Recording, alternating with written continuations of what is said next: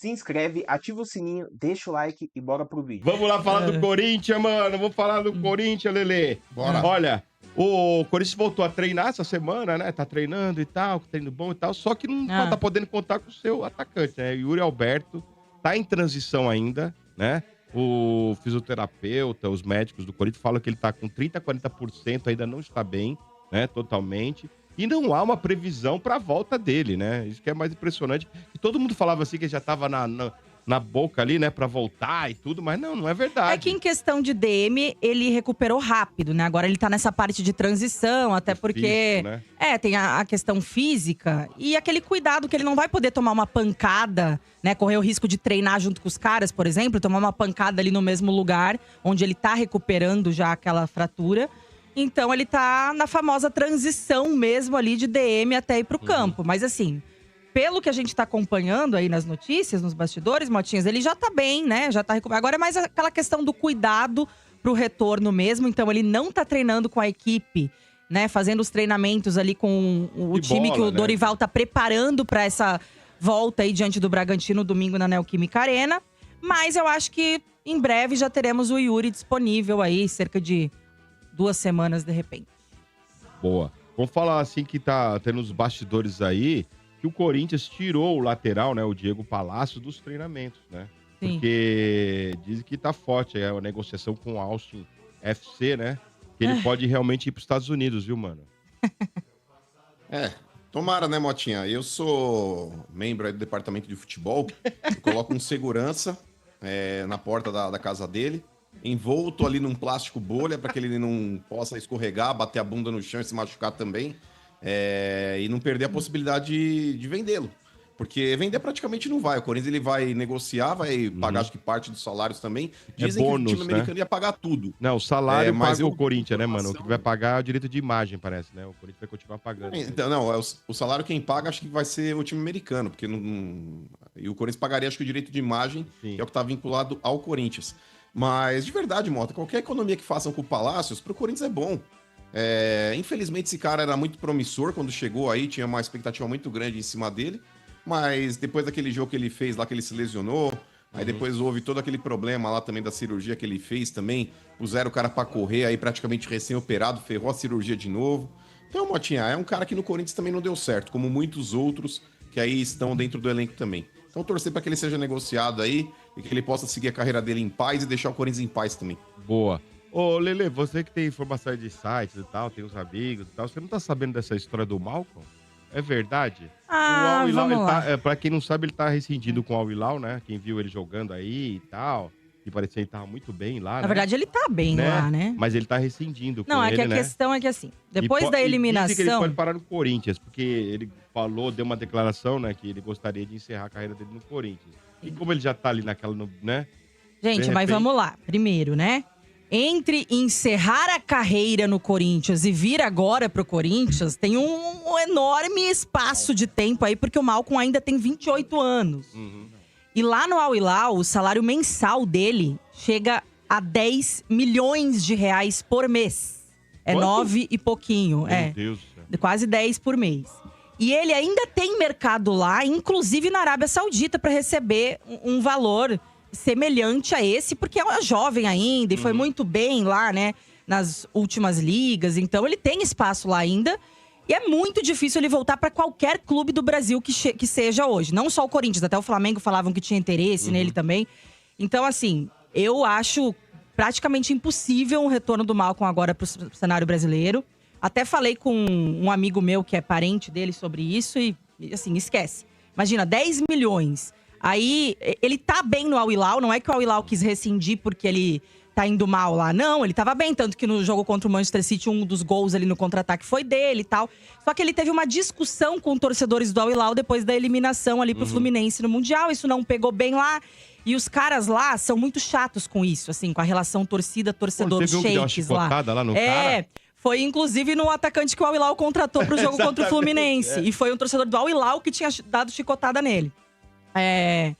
E aí, então, tem essa possibilidade de ele rescindir. Mas parece que até o Al Nassr, que é o time lá do Cristiano Ronaldo, tem interesse em contratar ele se de fato ele rescindir com o Al Hilal. Então, mano, praticamente assim, né? Já pra gente deixar bem claro aqui pro torcedor não ficar se iludindo, é praticamente impossível um retorno do Malcom com seus 28 anos agora aqui pro Brasil. Mas, ô Lele, apesar de concordar e muito com o que você falou, mas o que deixou o torcedor realmente aí, talvez aí um pouco mais esperançoso, Sim. foi o perfil do patrocínio Master do Corinthians ter postado essa matéria, inclusive com as aspas dele. Inclusive dentro da matéria aqui eles colocam assim, ó, mais um filho do terrão que sonha em voltar para casa. E aí, Fiel, vocês querem o Malcom de volta pro Timão? Então, é esse o X da questão. Falar, o Malcom pode voltar pro Corinthians é uma coisa. O patrocinador do Corinthians postar isso daí, e para quem não lembra, o patrocinador do Corinthians é o mesmo que viabilizou a vinda do Depay. Porque estava em contrato que eles queriam um jogador midiático, um jogador que pudesse entregar mais mídia ainda dentro do Corinthians, enfim. E eles destinaram dentro do salário do Depay 57 milhões, o que passasse disso era o Corinthians que ia ter que arcar. Então, nesse ponto aí, numa dessa, Lelê, Depay indo embora, porque não é uma certeza do Depay ainda permanecer. A janela vai abrir agora em breve novamente, e possivelmente deve vir alguma proposta aí pro Memphis, que pode ser da Turquia, já que os próprios jornais de lá já declararam isso.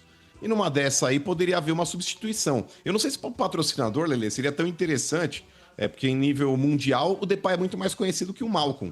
Mas para os caras meterem essa daqui, eu não sei se aonde tem fumaça não tem fogo. Será que não?